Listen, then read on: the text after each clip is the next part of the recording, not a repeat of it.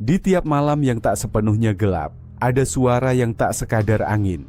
Ia berbisik di antara ranting tua, menggema di lubuk hati yang resah.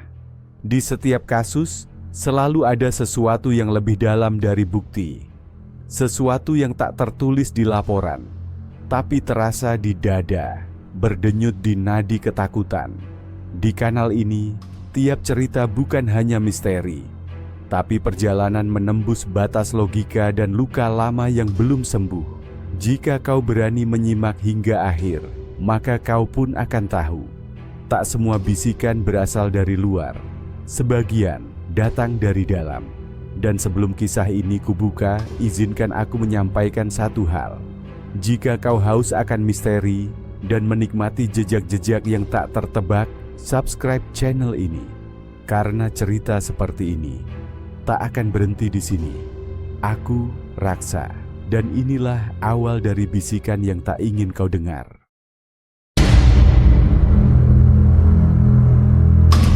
Di sebuah desa yang tak tercatat dalam peta kesibukan dunia, berdiri sebuah pohon beringin tua, lebih tua dari ingatan para tetua, lebih bisu dari rahasia yang disimpan angin malam. Ia tak pernah tumbang, tak pernah berbunga, namun selalu berdiri, seperti penjaga yang tak mau pergi. Tapi malam itu, ketika rembulan menyelinap lewat celah awan dan burung hantu berhenti bernyanyi, suara-suara pun datang. Suara yang tak berasal dari mulut manusia. Tangisan yang terdengar seperti anak kecil kehilangan ibu, lalu berubah jadi bisikan yang memanggil nama-nama, nama orang yang belum mati, namun hidupnya mulai kehilangan arah. Penduduk desa mulai resah. Aku mendengarnya saat pulang dari masjid, kata Pak Rukun, si ketua RT. Aku merasa ada yang memanggilku dari balik akar, ujar Siti, penjajah nasi uduk. Semua mendengar, tapi tak seorang pun berani mendekat, karena mereka percaya di balik akar beringin itu tersembunyi sesuatu. Sesuatu yang tidak ingin ditemukan. Dan inilah saatnya aku dipanggil. Aku, Raksa Adiwijaya, detektif tanpa lencana, pencatat rahasia yang tak sempat dituliskan sejarah. Aku datang bukan dengan senjata, tapi dengan pena dan rasa ingin tahu yang tak pernah tidur. Bagiku, setiap misteri adalah puisi yang belum selesai. Dan malam itu, desa ini menyodorkan bait pertamanya.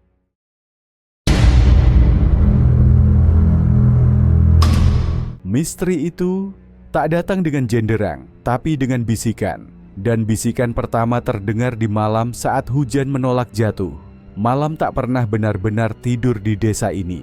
Ia menyimpan nyawa-nyawa kecil yang menjerit dalam bisu. Dan pada malam ketujuh penyelidikanku, sebuah tubuh ditemukan terkapar di bawah beringin. Seorang ibu desa, Bu Ratmi, pingsan dengan mata terbuka, jari-jarinya mencengkeram tanah, seperti hendak menggali rahasia. Suaminya menemukannya. Ia mengaku sang istri tak kunjung pulang dari pengajian. Dan saat ditemukan, di samping tubuhnya, secari kertas dengan kalimat tunggal. Aku melihatnya, tapi aku tak boleh bicara.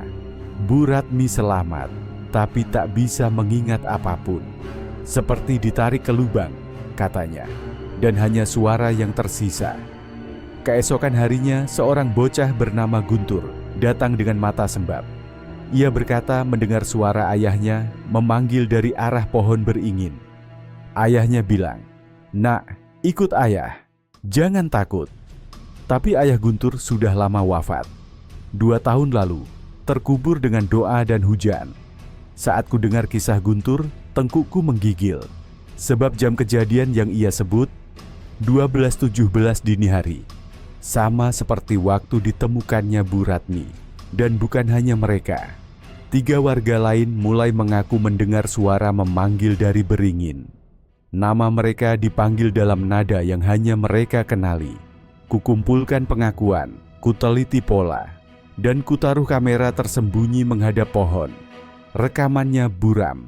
Tapi dalam satu cuplikan, sosok gelap berdiri diam di bawah pohon, tak bergerak, seperti menunggu.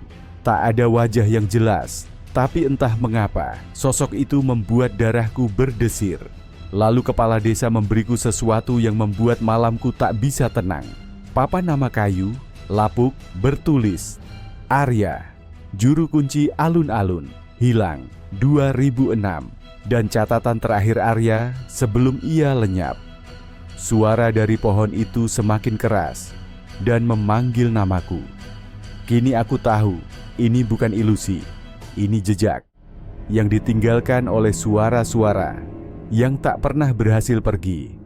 Ini bukan sekadar cerita mistis kampung. Ini seperti cermin retak yang sedang membocorkan rahasia lembar demi lembar dari masa lalu yang busuk tapi dikubur wangi. Dan seperti biasa, keheningan yang terlalu lama selalu menyembunyikan lebih banyak jeritan daripada yang kita sangka.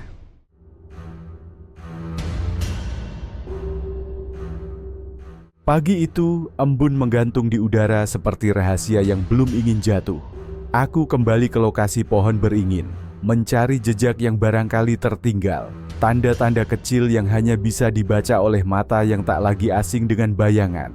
Namun bukan bayangan yang menuntunku hari itu, melainkan secarik surat tua yang kuselipkan di balik kitab laporan kepala desa, yang semalam secara tak sengaja terbuka saat ia meninggalkan ruangannya terburu-buru.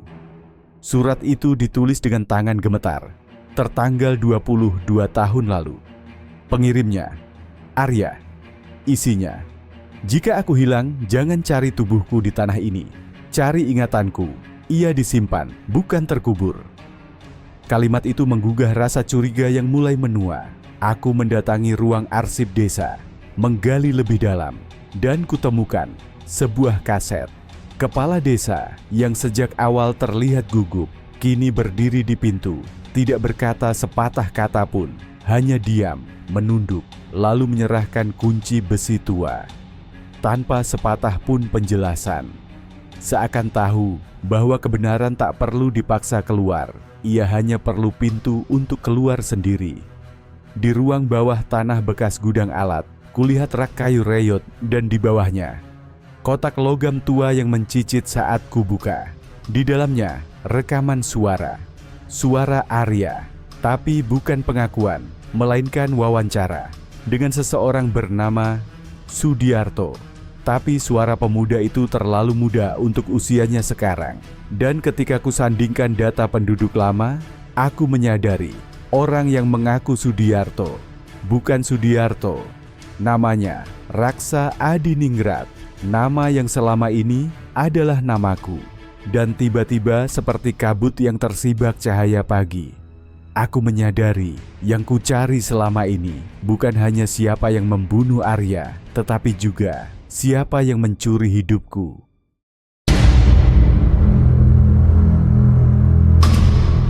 Dari balik rekaman tua itu, terdengar suara gemetar seorang anak muda. Mengaku melihat sendiri bagaimana Arya meregang nyawa di bawah pohon beringin.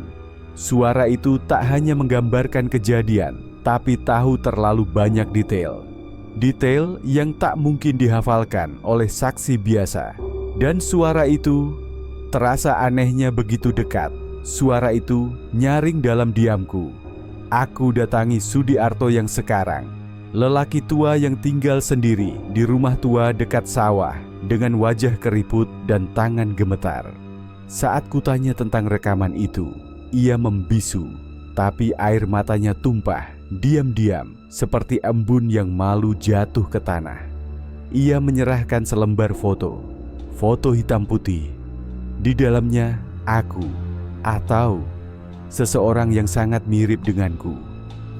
Dia muridku dulu, anak yatim piatu, pintar, tapi aneh. Ia sering bicara sendiri di ruang kelas kosong. Namanya Raksa Adiwijaya. Tapi itu namaku, desisku. Dan saat itu juga, kepingan terakhir dari teka-teki ini jatuh di tempatnya. Arya tak dibunuh oleh orang asing. Ia dibungkam oleh seseorang yang percaya dirinya sedang menyelamatkan. Seseorang yang menyimpan dendam masa kecil. Seseorang yang kehilangan kendali antara kebenaran dan kebisingan suara dalam kepalanya sendiri. Aku, atau bagian dari diriku, sebuah persona lama yang pernah tertanam, tumbuh dalam trauma, dan tertinggal tanpa kuburan. Aku buka kembali rekaman. Kali ini ku dengarkan dengan hati terbuka.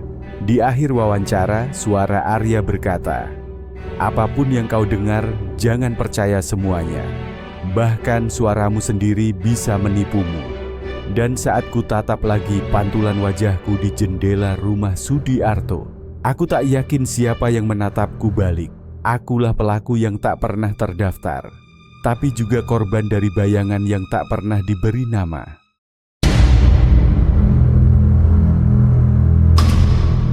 Malam itu, angin tak hanya menggerakkan daun, ia membawa ingatan yang selama ini terkunci di lubuk terdalam kesadaranku. Aku kembali berdiri di bawah pohon beringin itu, tempat semuanya bermula, tempat suara-suara lahir dan bisikan-bisikan ditanam. Di sela akar yang mencengkeram bumi, kutemukan kotak besi kecil, berkarat namun tak terkunci. Di dalamnya bukan bukti pembunuhan, tapi tumpukan catatan. Halaman-halaman penuh tulisan tanganku sendiri yang tak pernah kuingat pernah kutulis. Wawancara-wawancara fiktif, nama-nama korban, suara-suara yang kutulis seolah benar, padahal semua itu hanya gema dari luka lama yang tak pernah sembuh.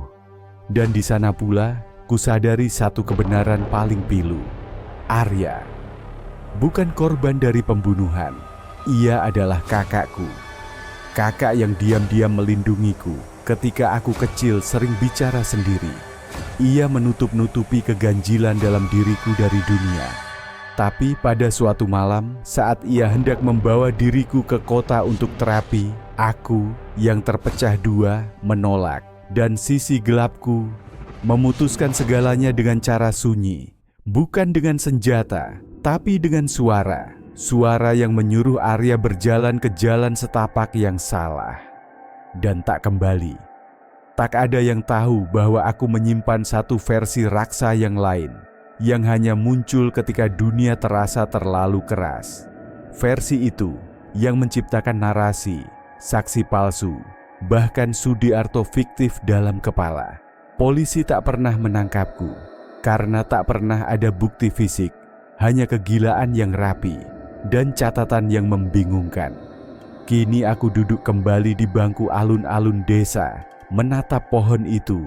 Tak ada lagi suara, hanya hening dan penyesalan yang mengendap dalam dada.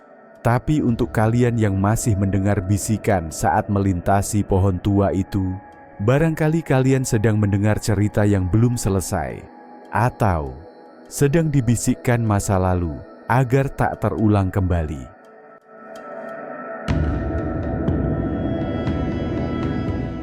Kisah ini bukan tentang siapa yang bersalah, tapi tentang suara yang lama tak didengar hingga ia berteriak dalam senyap. Pohon itu tak pernah berbisik. Aku yang selama ini berteriak lewat diam, dan suara-suara yang kalian dengar mungkin bukan dari pohon, tapi dari luka yang terlalu dalam untuk disembuhkan kata-kata. Kini kisah ini usai, dan jika suatu malam nanti kau mendengar namamu dipanggil angin, jangan langsung menuduh roh penasaran. Kadang itu hanya bagian dirimu yang ingin dikenali.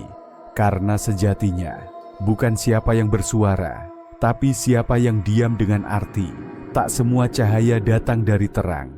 Kadang ia menyala dari luka. Setiap misteri punya nadanya sendiri. Dan aku, Raksa Adi Wijaya, adalah nadanya yang tak pernah padam.